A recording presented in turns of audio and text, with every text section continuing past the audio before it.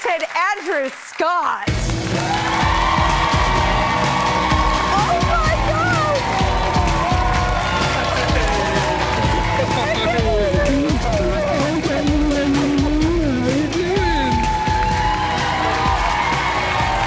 Oh my God, hi! Oh my God, I'm so excited to be meeting you and speaking to you. Well, likewise. You know, the very first movie I ever saw in the movie theater was E.T. It was? Yeah. Did you have a good reaction to it, or did it scare you? I have a lot of kids tell me like it scared them. No, it thrilled me beyond measure. It blew my tiny little mind. Blew your tiny little mind. How old were you? Well, I guess we're sort of the same vibe. Yeah. Yeah. Yeah. Okay. Yeah. So I was like, look what she's doing, because I want to do that. It turns out that you and I were actually rocking a very similar life. You were doing kids commercials too. Yeah, I did commercials. I started doing kind of commercials when I was a kid. I had a really bad speech impediment when I was small. I had a sort of quite a strong sort of lisp. So I went to do. Well, it never held me back. Exactly. Well, did they ever try and make you do anything? That? Yeah. You know what's so funny? No. They didn't? Clearly, they didn't fix No, because it. it's beautiful. I wasn't doing as cool stuff as you were doing. No, but I did Rice Krispies. Oh, did you? I did Toll House cookies. Oh, yeah, I did all of it. And you know what's funny? I would love to know your reaction. And sorry, no one mentioned this to you, but this is my personal experience. Whenever I would do these commercials, I mean, that looked like a pitch perfect family. It's you and your dad crushing the morning. You're in your matching tracksuits, by the way. Matching little 1980s We're not just tracksuits. Crushing life, the delivery trucks. Imagine you saw those guys running in the street. You would think that's a little sinister. The little Royal Tenenbaums. But yes, it is. What was your fit? Because I used to drive away from these commercials with my single mother who worked at the Troubadour and Comedy Store at night. I did commercials during the day. We were like Chaplin and the Kid, and it was never like these wholesome, perfect families that these commercial pitches. No, you never have them. What did you go home to? What was your real family like? Oh, my family were totally thrilled that I was on a commercial. They were so lovely about it. And I remember I got paid 90 Irish pounds, and I bought a bunk bed that had a wardrobe and a little desk underneath it. It was made out of horrible cheap wood. Like a plywood. Horrible plywood. But I thought it was the coolest thing ever. But and that's what you spent your paycheck on. That's what I spent my paycheck on. God. It's pretty cool, though. I know. It is. It's a really big deal. Yeah. But it was really good. Acting for me when I was a kid, I was very, very shy and still am somewhat. But acting was so helpful for me. Before going into those drama classes, I would be terrified, or even coming out before here, I'd be, very nervous. But once I'm there, it's like when I'm at a party, I always have party anxiety. Oh my God. And then when I'm there, I'm having it, and then I can't leave. It's the getting there is the problem. It's the because problem. once you're there, it's great. Fine. But we do this to ourselves about that meeting. Yeah, you that do. Dinner party. Yeah. That holiday thing. Totally, you it's do. like the amount of ridiculous time. I don't know. Let's solve it right now. And you're in. And when I'm wasting my life in fear of something that I'm pretty sure I might enjoy. Well, I suppose it's good to be nervous, isn't it? I think it's always kind of good. They say that in the theater, that if you're in the wings, and you think, oh my God, I'm so terrified, that actually gives you something that it shows that you care. Did you take drama classes? Did you study at school?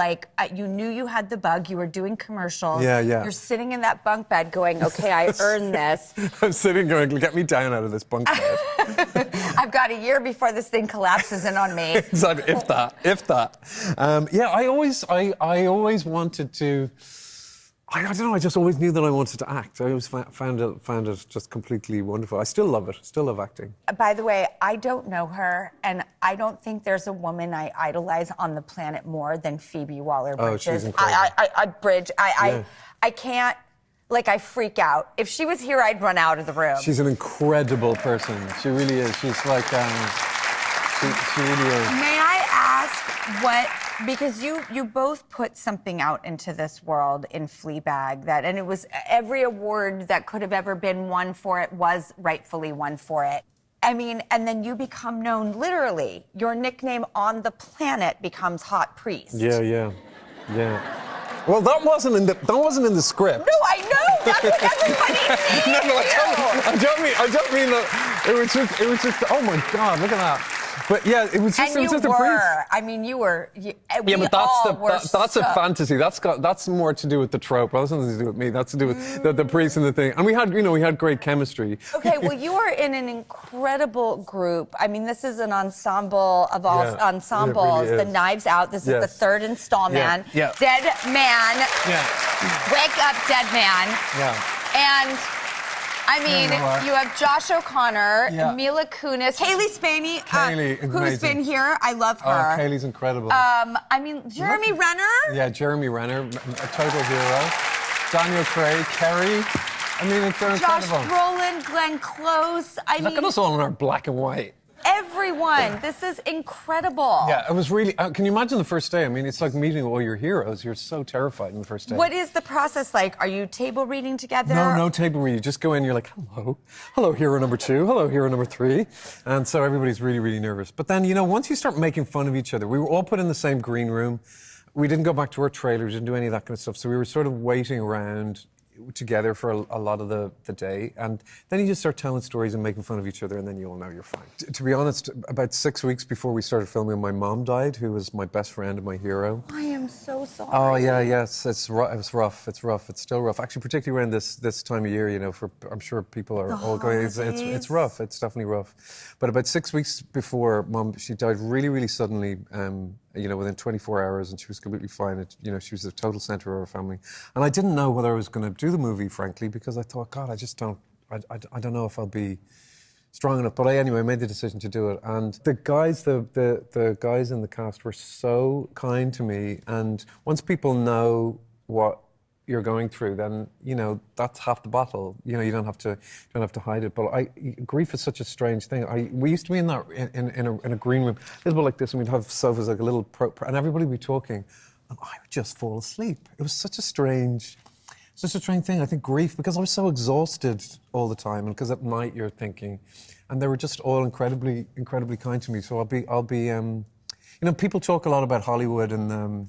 The craziness of actors and all that kind of stuff. And of course, we all know that they're not crazy. Oh, we're all crazy. It's true. But it is true a little bit. But also, you're in the crazy. empathy game. You are in the empathy game. You're trying to pretend what it's like to be another human being. And so, actors to me have been like the greatest friends. And these people are no exception. So I'm so grateful to them for that. I mean, knowing that about this film, yeah, I've been lucky enough to watch it now, but it would good. make me very incentivized to go, because you're like, also, this is the third trilogy, I mean, this is, well, that's what a trilogy is.